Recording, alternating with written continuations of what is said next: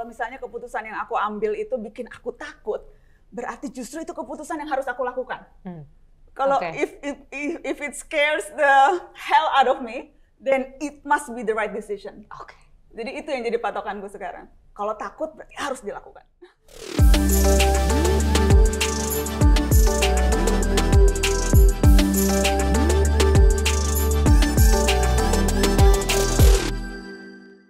Hai teman-teman, selamat datang di video seri Mesin Harapan, di mana kita akan ngobrol-ngobrol sama figur yang kamu kenal untuk ngobrolin soal harapan mereka soal Indonesia.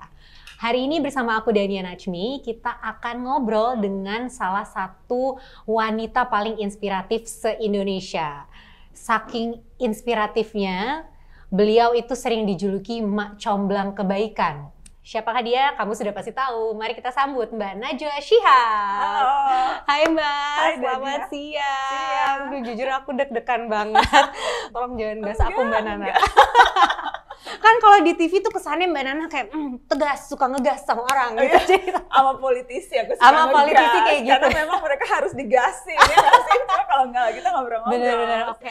Mbak Nana, apa kabar? Aku dengar hari ini kamu anniversary pernikahan ya? Iya. Ih, Anniversary selamat. ke 24 tahun. 24 tahun, Can you imagine? oh my god. Iya. How does it feel to live with the same guy for 24 years?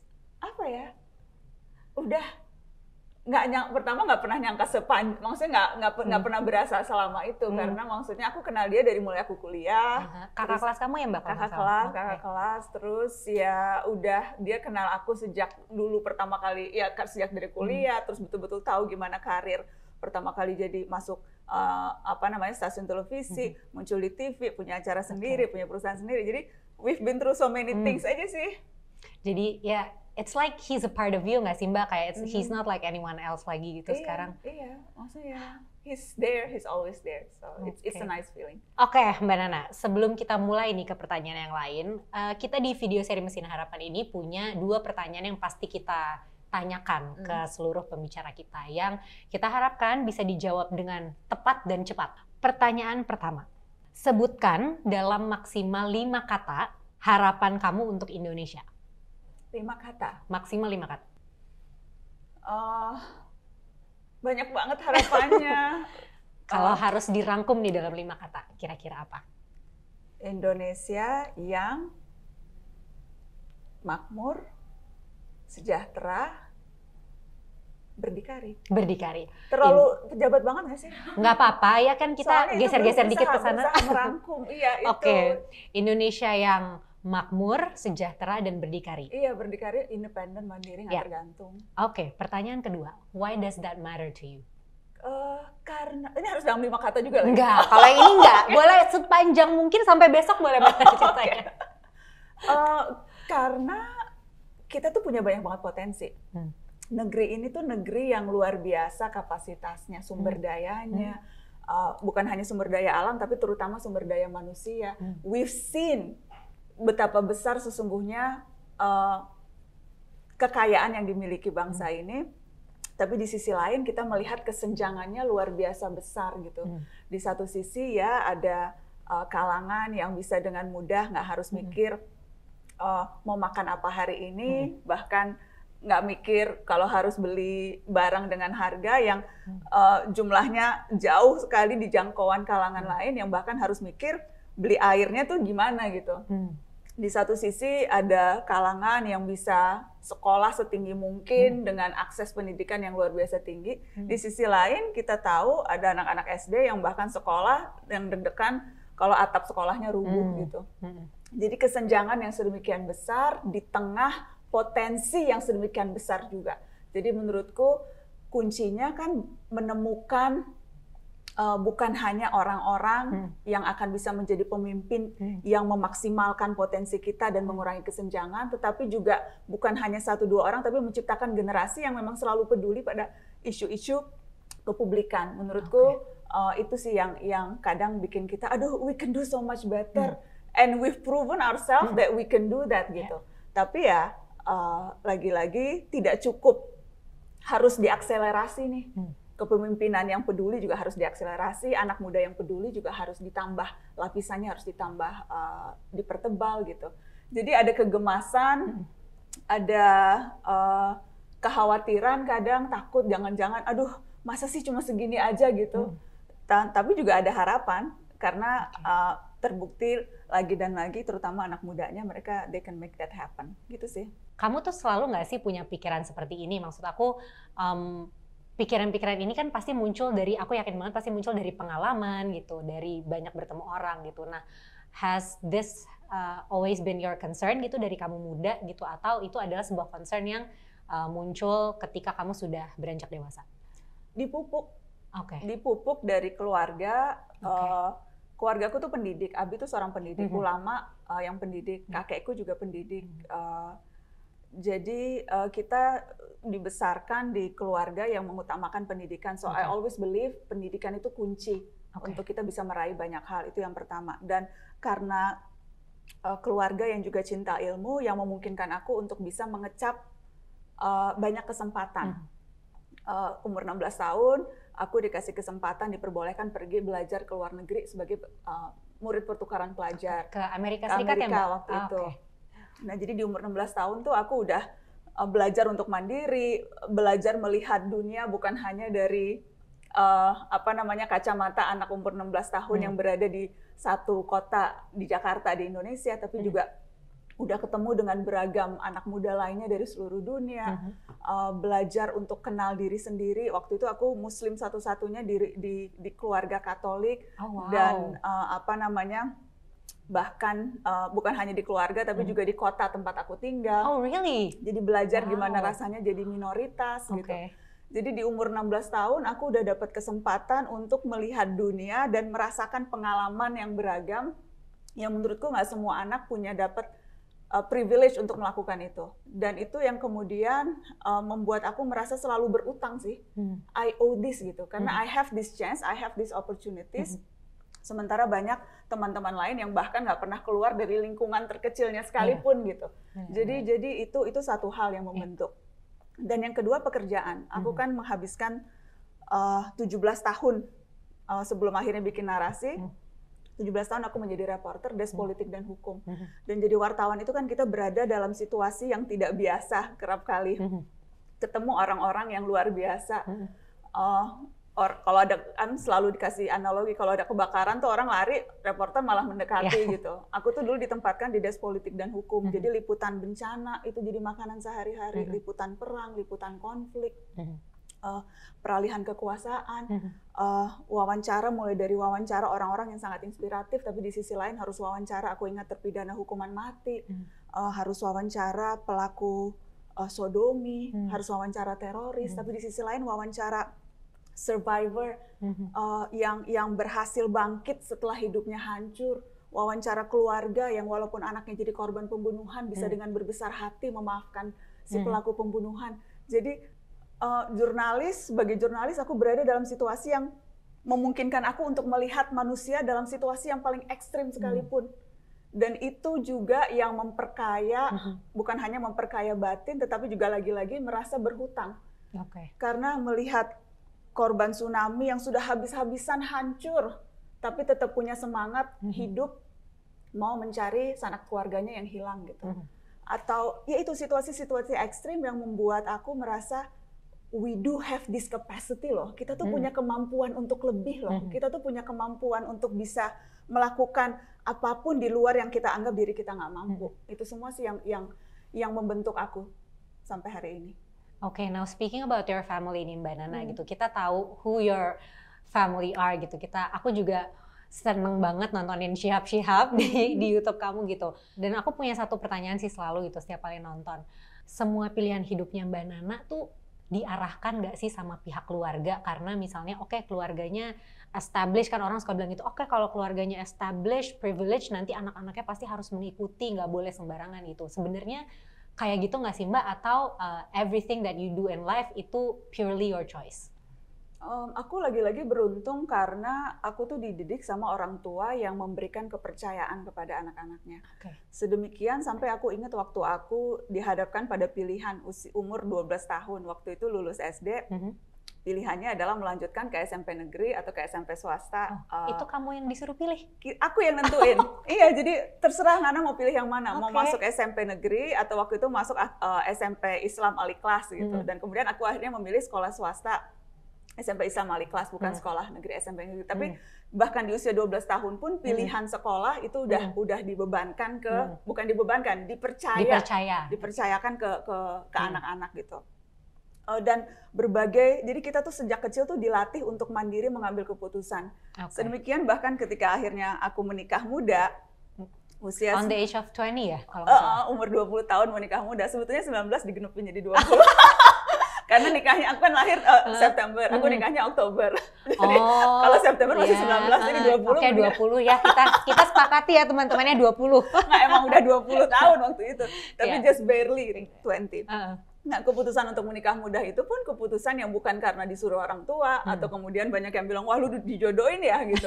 Tapi ya itu keputusan yang aku ambil sendiri dengan kesadaran penuh. Waktu itu syaratnya cuma satu, kuliah nggak boleh berhenti. Jadi lagi-lagi yang ditanamkan orang tua tuh selalu values-nya salah satunya tuh soal pentingnya pendidikan, cinta terhadap ilmu, tapi tidak pernah sekalipun diharuskan untuk mengikuti satu jalur. Ketika memutuskan untuk yaitu dari mulai milih SMP, dari mulai terus kemudian berangkat waktu SMA 16 tahun dibiarkan berangkat ke luar negeri. Aku inget banget tuh Abi tuh kemudian banyak dikritik waktu itu oleh keluarga. Ya masa anak umur 16 tahun perempuan dibiarin pergi sendiri ke luar negeri, tinggal di keluarga asing. Kalau sekarang sih udah mungkin situasinya beda ya. Keluar negeri itu jauh lebih gampang. Kalau dulu tuh tahun 93, 94 aku berangkat, itu tuh dulu pertama kali tuh aku keluar negeri sendiri gitu dan sebagainya. Jadi ketika itu zamannya tidak sesimpel ini kalau mau keluar negeri. Jadi kepercayaan untuk mengambil keputusan sendiri itu salah satu yang selalu dilatih Abi dan Mama ke anak-anaknya. Oke. Nah, aku tertarik banget tadi waktu Mbak Nana ceritain masa anak 16 tahun pergi sendiri, perempuan lagi. Sebagai perempuannya kita tahu lah gitu, kita pasti sering dapet berbagai macam batasan ya, batasan semu dari orang-orang kayak perempuan nggak boleh A, B, C, D, E, F, G gitu. Sementara menurut aku Mbak Nana tuh dari dulu mendobrak itu dengan kamu menjadi reporter yang kalau kita lihat sekarang sebenarnya banyak kan reporter laki-laki gitu yang ke bidang-bidang tersebut gitu. Kamu pernah nggak sih mengalami diskriminasi di situ karena kamu perempuan gitu, baik ketika kamu ke Amerika maupun waktu kamu kuliah atau bekerja gitu? Iya, tapi karena aku nggak pernah merasa itu batasan. Jadi aku bersaudara 5 orang, 4 perempuan, 1 laki-laki. Dan di keluarga tuh aku nggak pernah merasa diperlakukan berbeda dengan Ahmad, adik laki-lakiku. Aku nggak pernah merasa orang tuaku menganggap aku tidak lebih berharga dari anak laki-lakinya. Jadi dan mindset itu juga yang kemudian membekali aku dan membuat aku merasa nggak perlu minta maaf karena jadi perempuan gitu, dan nggak perlu merasa diri kita less dan nggak bisa melakukan hal-hal yang tidak bisa dilakukan laki-laki gitu. Tapi ya ada beberapa kesempatan, beberapa situasi di mana kemudian aku merasa diperlakukan berbeda karena aku perempuan gitu. Pada saat memulai pekerjaan menjadi reporter, aku ingat tuh ada satu kesempatan aku liputan di satu institusi aparat. Kita lagi doorstop. Terus salah satu komandan berbintang di institusi yang lagi aku itu nunjuk aku ketika aku bertanya gitu, oh kamu siapa sayang gitu, memanggil sayang gitu di hadapan semua reporter yang lain. Dan waktu itu malah teman-teman yang lain, apakah barisan anak buah si jenderal ini di belakangnya ketawa-ketawa, terus reporter yang lain mungkin karena salting atau apa juga ikut tertawa. Tapi aku inget tuh momen di mana aku merasa diperlakukan, loh kenapa lu manggil gue sayang ya gitu. Pada saat liputan sesuatu yang serius gitu. Jadi ada tuh momen-momen itu. Ada juga momen aku inget ketika aku, dan ini belum lama sih, belum lama aku bahkan baru-baru ini masih bukan dalam situasi itu ketika aku masih newbie banget. Sekarang ada pejabat yang manggil sayang, enggak. Enggak sih, nggak mungkin gitu. Tapi hati-hati ya yang nonton ya. Enak banget manggil sayang gitu kan gitu. Tapi nggak, itu ketika awal-awal banget, banget. Nah terus Tapi aku inget, itu kan bentuk pelecehan sebetulnya ya. Betul. Aku inget belum lama ini aku lari pagi di tempat yang relatif sepi gitu. Dan aku waktu itu berusaha dicolek, jadi ada orang naik motor, berusaha menggapai. Dan kemudian aku menepis gitu, jadi nggak sampai digapai. Tapi maksudnya itu nggak pagi-pagi banget juga, jam 6:30 di lingkungan perumahan. Tapi then again, pelecehan seksual di ruang publik itu sesuatu yang nyata dan terjadi. Dan aku ngalamin itu. Jadi dia nggak tahu yang mau dia colek Najwa Shihab. Takut ya? Dan kaget sih, aku pasti berhasil kaget menepis sih. gitu, kaget gitu. Tapi ya itu menjawab pertanyaan kamu, ada situasi-situasi di mana berada dalam kondisi yang vulnerable gitu. Kamu pernah nggak sih ngerasa takut, Mbak Nana? Selalu. Nggak, maksudku karena aku malah justru merawat rasa takut sih. Menurutku itu penting. Why is that? Menjadi pengingat, menjadi pagar untuk terus memastikan apa yang aku laporkan, katakan, perbuat itu memang within rambu-rambu yang memang diperlukan gitu. Jadi kalau misalnya aku mau mengeluarkan satu investigasi yang memang berpotensi untuk jadi heboh dan sebagainya, itu tuh pasti ketat banget tuh. Cek dan recheck apapun yang apa yang dilakukan tim dan sebagainya, kita memastikan bahwa memang yang kita keluarkan itu memang sesuai dengan fakta yang kita temukan. Jadi rasa takut itu menjadi semacam kontrol sih, untuk memastikan kualitas dan verifikasi yang memang harus dilakukan itu betul-betul up to standard. Itu sih. Oke. Kalau kita ngomongin soal ketakutan gitu, pasti salah satu ketakutan yang banyak orang juga pasti alami adalah takut gagal. Pasti ya kalau melakukan berbagai macam hal. Mbak Nana boleh nggak sih share ke kita, pernah nggak sih Mbak Nana tuh merasa aku gagal nih dalam melakukan ini gitu, and looking back sekarang gitu, kira-kira kamu tahu nggak kenapa aku gagal pada waktu itu, and how would you do it differently?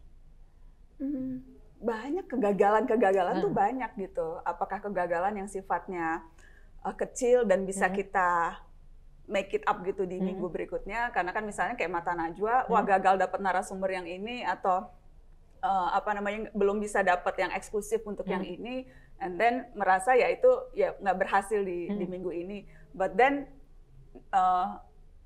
enaknya adalah atau untungnya adalah we can always make it up the next week gitu. Jadi selalu menurutku, jadi gimana kita ngelihat kegagalan atau ketidakberhasilan sih. Gagal di minggu ini bukan berarti akan gagal seterusnya. Nggak berhasil mencapai target di sini bukan berarti semua target yang kita cita-citakan nggak akan kesampaian gitu. Jadi lebih ke memastikan bahwa kesempatan itu ada atau kita terus menciptakan kesempatan baru. Jadi lebih ke situ. Tapi bahwa ketidakberhasilan tuh kerap kali ada. Ketakutan akan kegagalan tuh sesuatu yang sangat wajar gitu. Waktu pertama kali diminta bikin program dengan embel-embel nama sendiri, aku takut.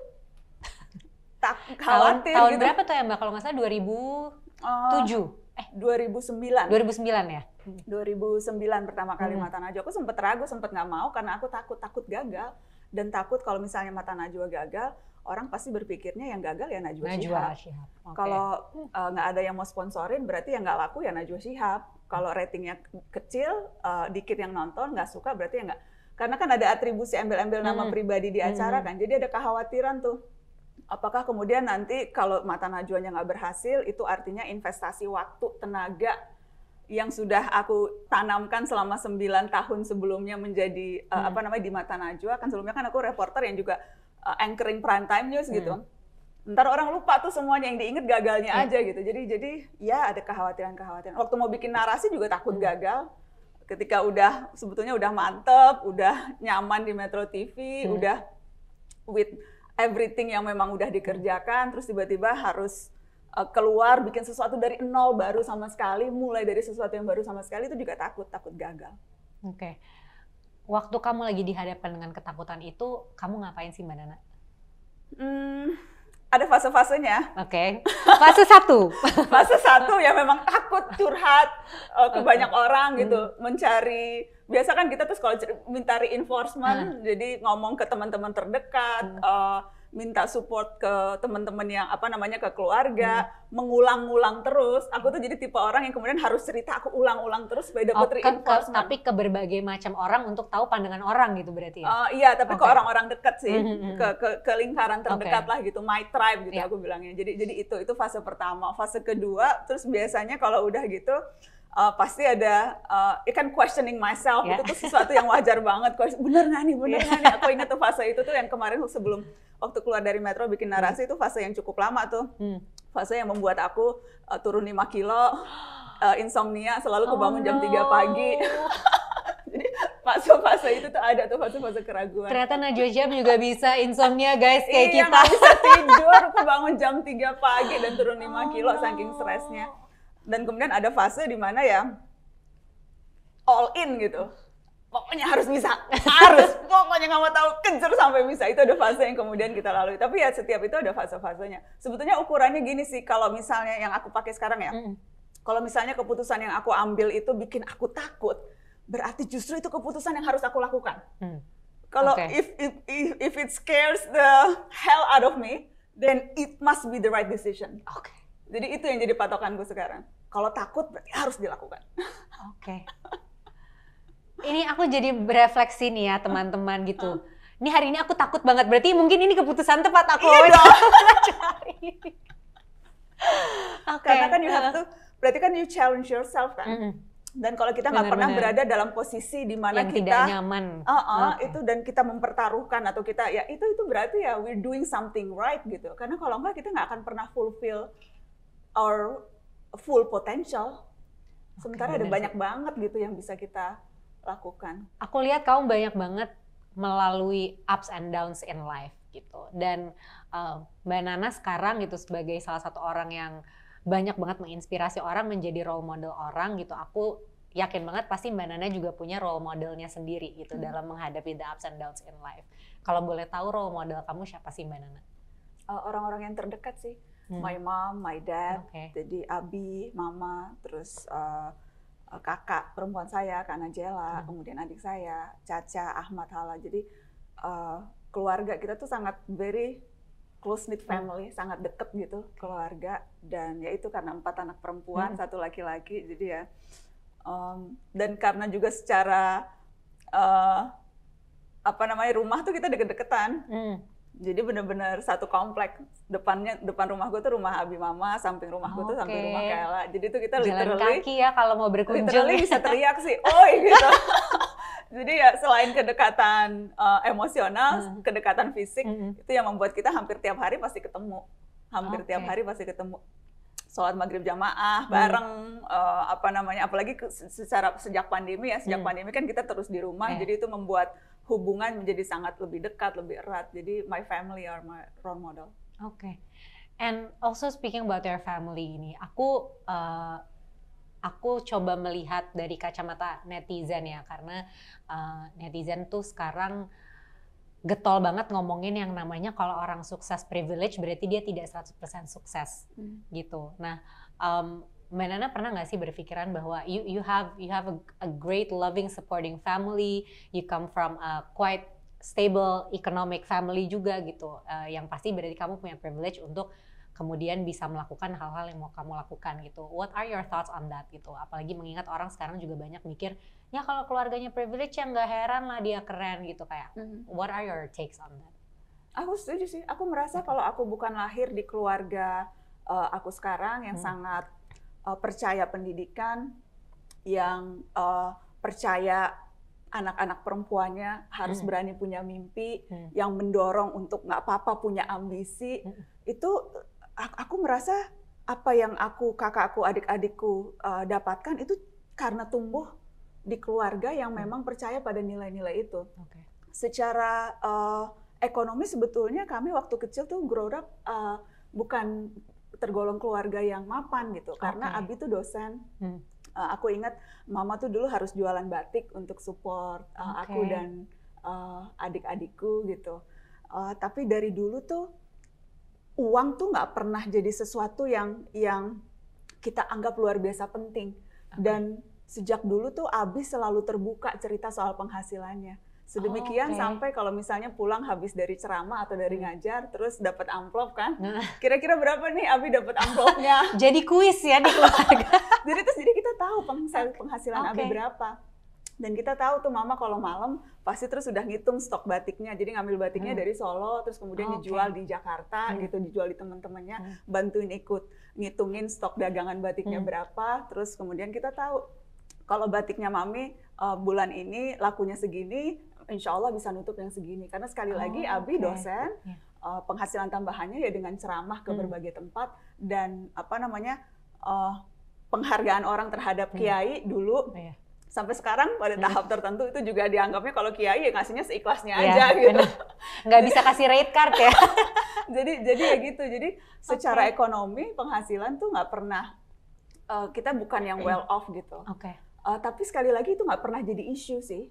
Karena ya itu kecintaan terhadap ilmu pendidikan tuh nomor satu.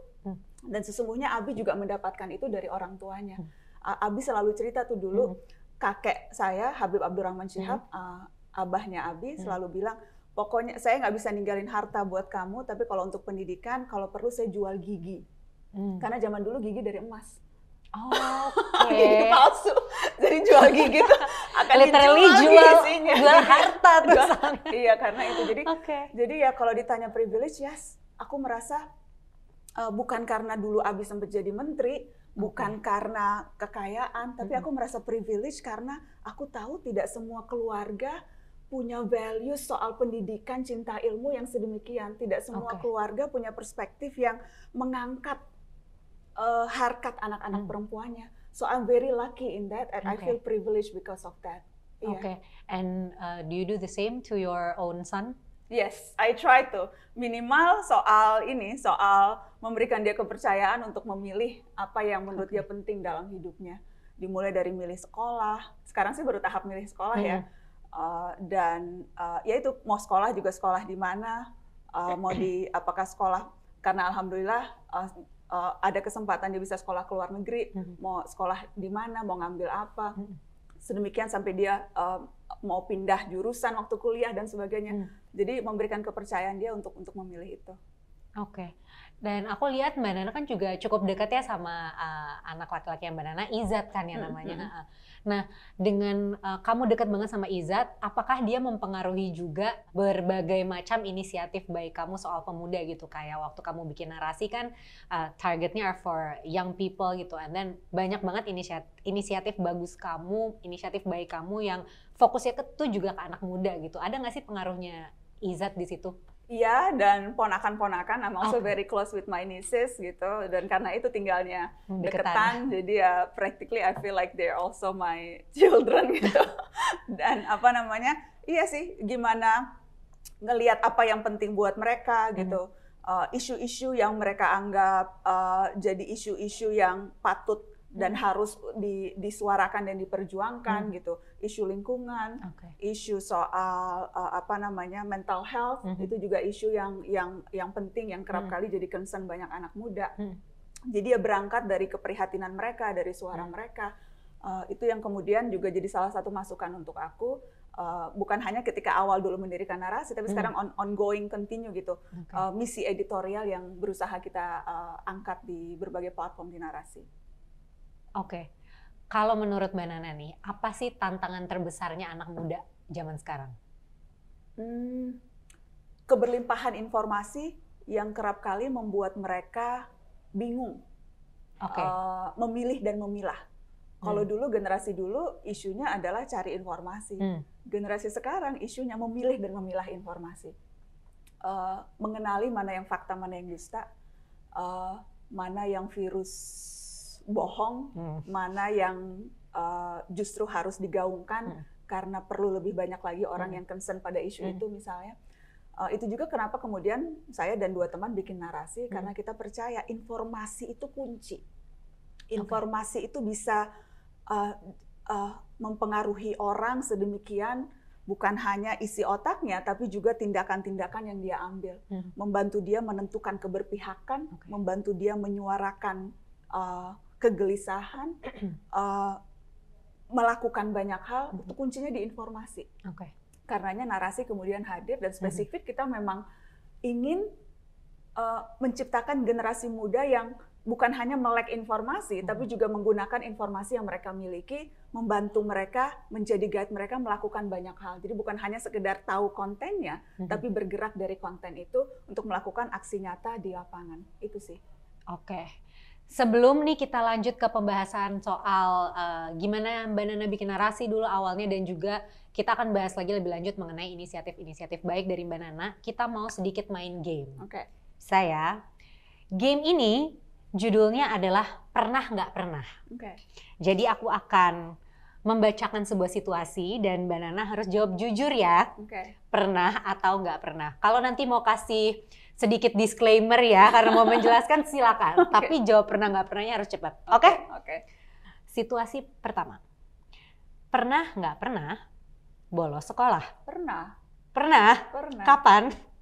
Waktu SMA, aku SMA 6, terus waktu itu cabut terus ke Blok M Plaza. Niat banget lagi cabutnya. Karena dulu tuh waktu agak jalan ke sebelah doang ya, iya, kurang jauh. Bawa kaos, karena kan dulu tuh kayak satpamnya tuh kalau pakai baju seragam nggak boleh masuk, jadi bela-belain bawa kaos, ganti kaosnya, terus biar bisa masuk, terus nongkrong di McD. Jadi pernah, detail loh. Coba aku tanya netizen alumni SMA 6 atau anak SMA 6 sekarang, apakah pernah cabut juga ke Blok M Plaza? Silakan komen di bawah nanti ya. Oke, pernah loh. Berarti aku merasa tidak terlalu bersalah pernah cabut sekolah juga, karena Mbak Nana juga pernah cabut sekolah. Oke, situasi kedua. Pernah atau nggak pernah Mbak Nana nyontek tugas atau jawaban ujian teman? Nggak pernah nyontek, tapi ngasih contekan. Oh. Aku kalau dia mau nyontek nggak apa-apa, terserah. Tapi Mbak Nana nggak pernah cek. Kenapa nggak mau nyontek? Oh, mau nyontek siapa? Kan aku yang paling pintar. Ria ya. Agak ria, astagfirullahaladzim. Enggak, karena dulu itu. Pokoknya sama mamaku tuh harus ranking 1. Kalau sekarang kan pedagogi berubah ya, jadi ranking tuh nggak penting. Betul. Tapi zamanku dulu tuh harus ranking. Ranking is everything ya. Dulu tuh jadi patokan ranking 1. Jadi ya dari dulu tuh aku kalau dikirim cerdas cermat tuh pasti aku yang dikirim. Terus kalau juara-juara tuh aku yang juara. Tapi kalau nggak mau nyontek aku nggak apa-apa, silakan. Nggak apa-apa, silakan. Berbagi ya, dari muda sudah berbagi, walaupun kurang boleh dicontoh ya. Habis ntar nggak ditemenin. Iya bener juga ya. Ya kan udah nerd paling pinter, terus kalau nggak ngasih jawaban nggak ada temen ntar gue. Nanti kan mau cabut ke Blok M Plaza nggak ada temennya, itu gimana? Iya, ya kan? Oke, situasi ketiga. Pernah atau nggak pernah Mbak Nana merasa mau berhenti dari pekerjaan? Pernah. Kapan? Kapan ya? Nggak, mungkin momen-momen ketika merasa down, capek, momen ketika perasaan udah ngomongin ini berkali-kali kok tetap aja ya.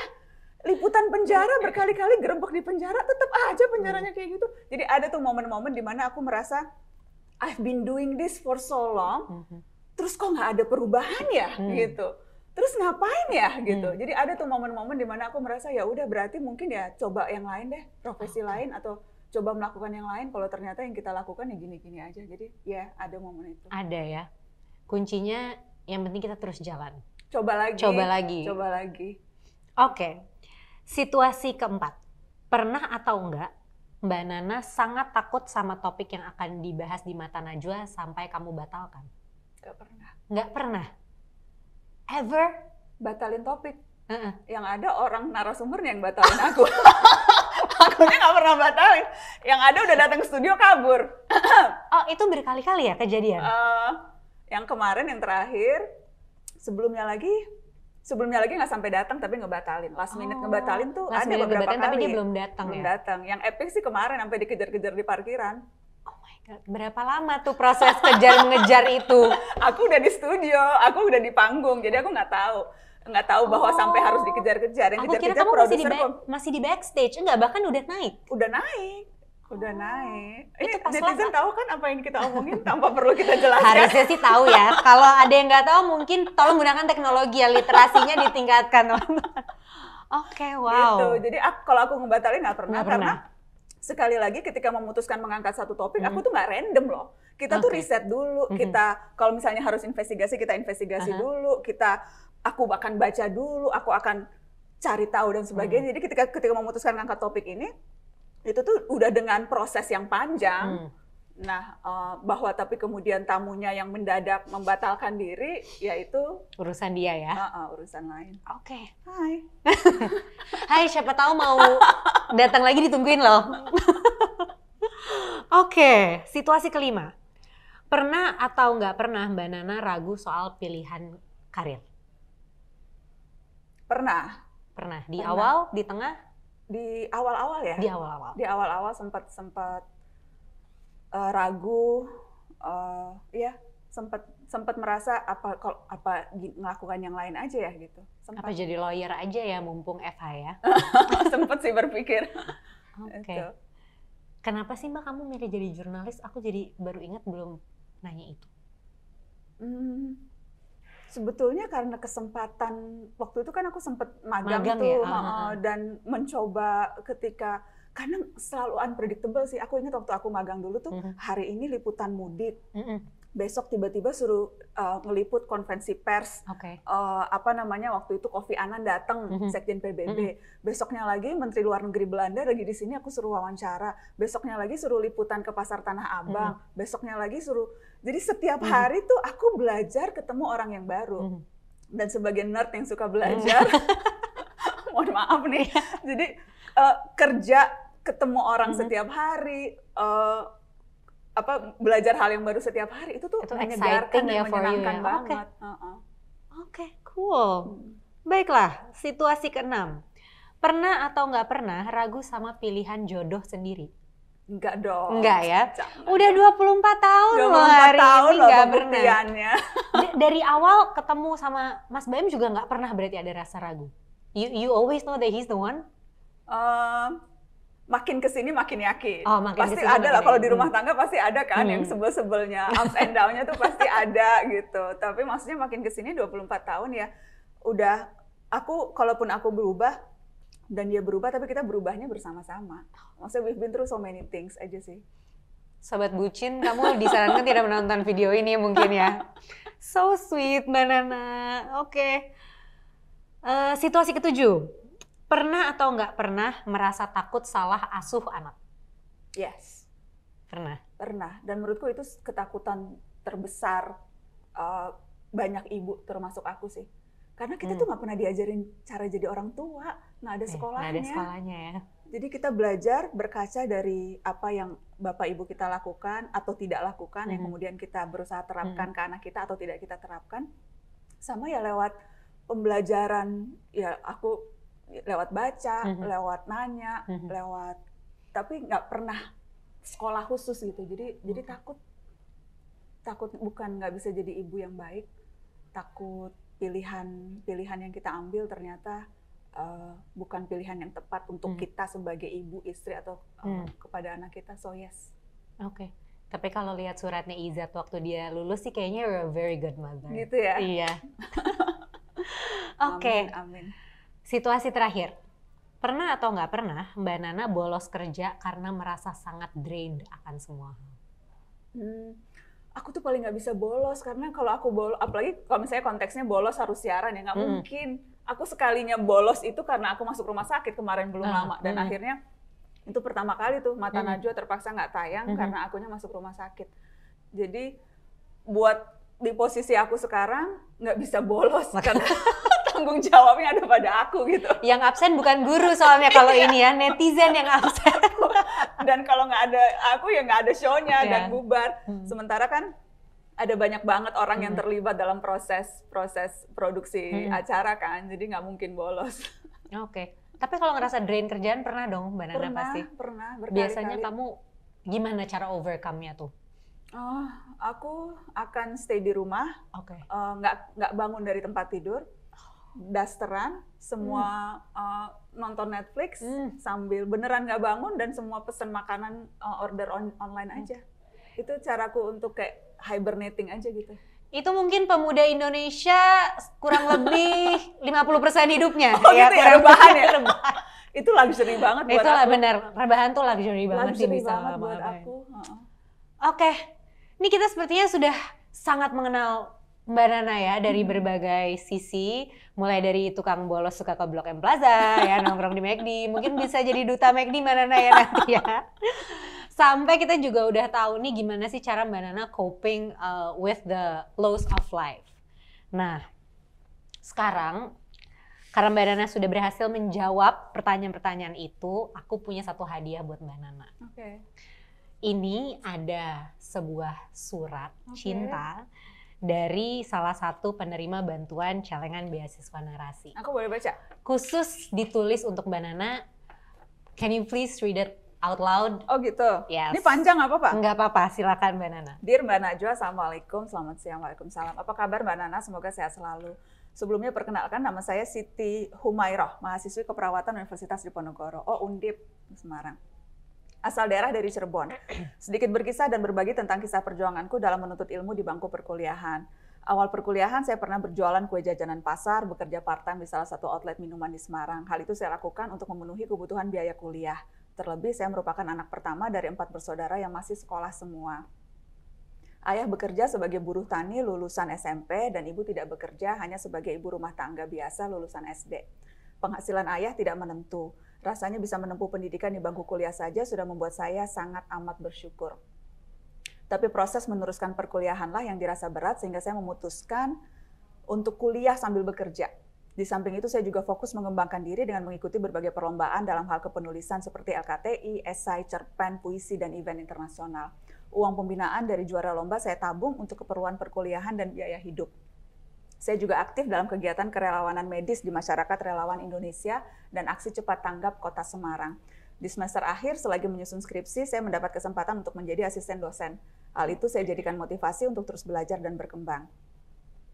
Melalui surat cinta ini, saya mengucapkan terima kasih yang sebesar-besarnya kepada Mbak Nana yang sudah mempelopori celengan beasiswa narasi. Saya ucapkan terima kasih juga kepada tim Kita Bisa dan tim narasi beserta para donatur. Tiada kata yang pantas disampaikan, semoga Tuhan membalas kebaikan sekalian jauh lebih banyak. Alhamdulillah, berkat bantuan dari beasiswa narasi, saya bisa melanjutkan pendidikan saya hingga pada tanggal 24 September 2021 kemarin, saya telah melaksanakan sidang. Dan pada tanggal 30 September 2021 dinyatakan lulus dengan IPK 3,58, lulus dengan cum laude, melalui berita acara yudisium di kampus. Sekarang saya sedang menunggu wisuda yang akan dilaksanakan bulan November. Rencananya saya juga akan melanjutkan pendidikan profesi keperawatan di Universitas Diponegoro.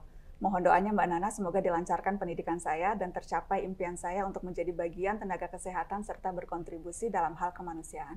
Sekali lagi terima kasih untuk Mbak Nana, salam cinta kasih dari Siti Humairah. So sweet. Ingetin aku mau ngirimin karangan bunga ya pas dia lulus. Oke. How do you feel membaca surat-surat ini? Karena ini pasti bukan surat pertama yang kamu terima kan? Kamu pasti menerima banyak sekali surat dengan isi yang mungkin kurang lebih sama kayak gini. How do you feel? Selalu apa namanya? Sesak penuh gitu. Dada tuh selalu penuh karena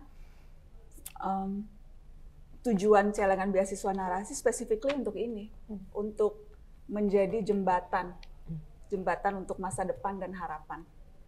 Dan ini kisah Siti Humairah yang kita bisa baca dari sini determinasinya, perjuangannya, keteguhan dan kekeras kepalaannya untuk pokoknya harus kuliah.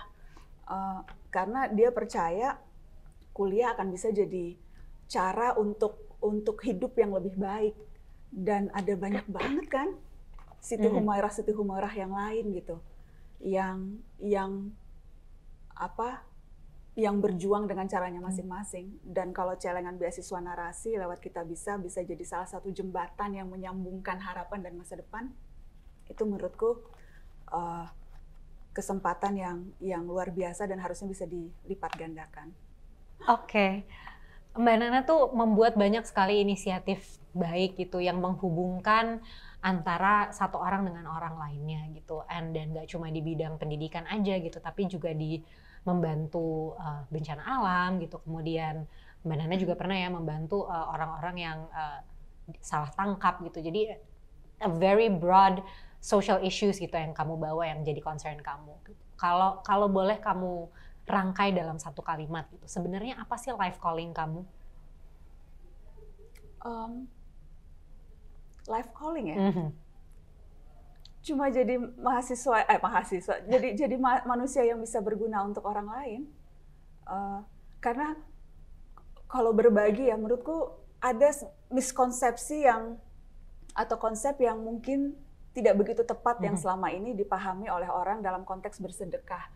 Sekarang itu orang melihat bersedekah, dan kita diajarkan bersedekah itu dibilangnya karena ini nilai kesetiakawanan, ini karena kita bersolider, ini kita membantu untuk berbagi dan sebagainya. Sementara saya diajarin oleh Abi Quraisy, konsep dasar di Al-Quran soal bersedekah itu bukan solidaritas, bukan kesetiakawanan, bukan kebaikan hati, tapi konsep dasarnya itu integritas, kejujuran. Oke, gimana tuh Mbak Nana maksudnya?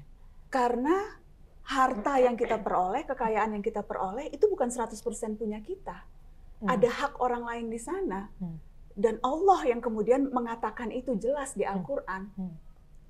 Kekayaan kita itu ada bagian orang lain karena ada modal Allah di sana. Jadi kalau kita ngasih ke orang, itu bukan karena kita yang lebih tinggi dan orang yang lebih rendah dan kita memberikan. Kita hanya melaksanakan apa yang jadi tanggung jawab kita, integritas kita diuji ketika kita memang memberikan itu kepada haknya kepada orang lain gitu. Jadi konteksnya bukannya kita lebih tinggi, tapi justru kita hanya memberikan apa yang memang kepunyaan orang lain yang ada pada kita. Karena ada modal Allah di sana. 100%, bukan 100% duitnya itu duit kita, kekayaan kita. Jadi konsep itu, konsep integritas, konsep kejujuran kan beda banget kan.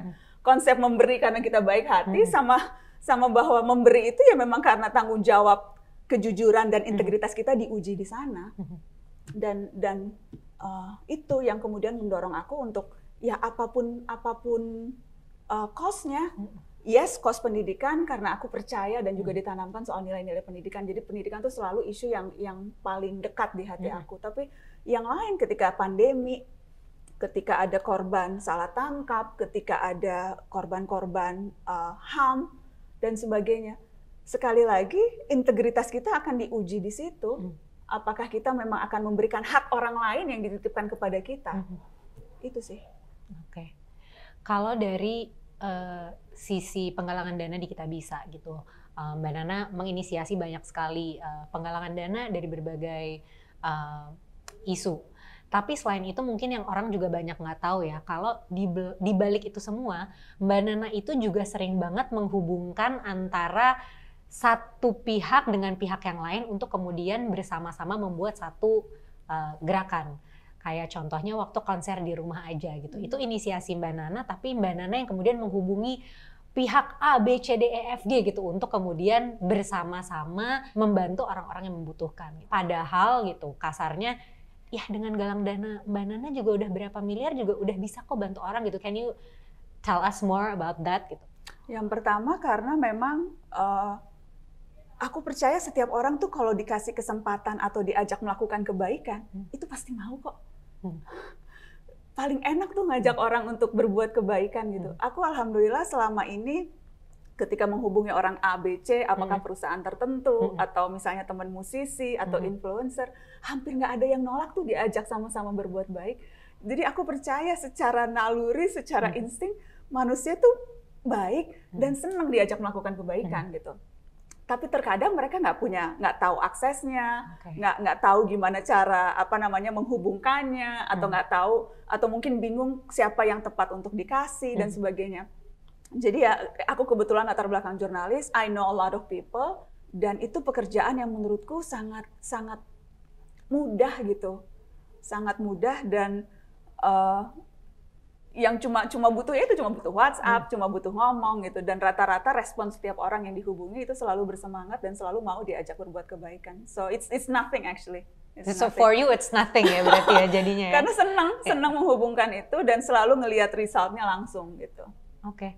Ada nggak sih Mbak Nana pihak-pihak yang misalnya setuju untuk membantu kamu gitu, tapi terus kamu nyesel karena misalnya kamu lihat ini mah pengen bantu supaya bagus brandingnya nih, atau kok jadi kayak transaksi bisnis ya gitu dan kamu menyesal gitu, pernah nggak sih? Enggak sih, asal ngasih duitnya. Enggak, menurutku gini, apapun motivasinya gitu ya. Yang penting at the end ada bantuan yang disalurkan, dan bantuan itu apapun niatan awalnya itu dalam prakteknya itu betul-betul membantu orang kok, membantu Siti Humairah, membantu ratusan mahasiswa yang lain, membantu korban yang terkena PHK karena pandemi, membantu UMKM yang terborong dagangannya, membantu anak yatim yang orang tuanya meninggal karena COVID. End goal-nya kan membantu orang-orang yang membutuhkan. Niatan awalnya itu, ya itu urusan dia dengan Tuhan gitu. Bener juga ya. Resultnya kalau dia bisa dapat bantuan sih, alhamdulillah disyukuri. Oke, ya it's a balance aja ya berarti ya kita punya end goal seperti apa gitu ya, walaupun mungkin dalam prosesnya kurang ideal gitu, tapi as long as orang yang mau kita bantu bisa tercapai gitu, jadi so it's a no brainer ya jadinya. Oke. Nah, salah satu kalau buat aku ya, salah satu bentuk kamu membantu masyarakat Indonesia juga adalah dengan membangun narasi. Nah, boleh nggak sih Mbak diceritain dikit aja gitu awal mulanya gitu, kenapa after all these years kamu bekerja di media, akhirnya pada tahun 2017 kamu memutuskan untuk kayak oke, gue mau bikin narasi. Ya itu karena kita percaya pada kekuatan informasi, kita percaya anak muda butuh media yang akan bisa memvalidasi berbagai informasi yang dan berbagai misinformasi yang ada di luar sana, dan juga ruang atau wadah untuk mereka bisa berkarya. Karenanya kan di narasi kita bukan cuma produksi konten atau produksi berita gitu ya, tapi kita juga punya komunitas narasi itu udah ada di seluruh provinsi, bahkan ada beberapa cabang di luar negeri. Komunitas itu kemudian bergerak di menangani berbagai isu yang penting di lokal community masing-masing gitu. Terus kemudian kita juga bikin event, kita bikin kegiatan konten kreator workshop. Sebelum pandemi itu kita keliling ke seluruh Indonesia, ke 10 kota sampai Papua kita samperin karena kita mau kasih kesempatan ke anak-anak muda untuk juga bisa belajar bagaimana jadi produsen informasi yang kreatif journalism kita sebut.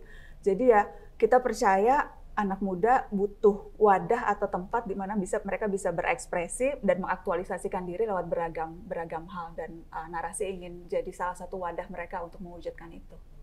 Oke, dan kita actually bisa tergabung berarti ya dalam kegiatan-kegiatan itu. Sangat bisa. Tapi kalau di pandemi ini tuh berarti everything went virtually berarti? Yes. Jadi selama pandemi, selama 1,5 tahun ini memang akhirnya kemudian kegiatannya kita lakukan secara online. Ada saat-saat tertentu di mana ketika kita waktu itu salah satunya juga bekerja sama dengan kita bikin arisan kebajikan.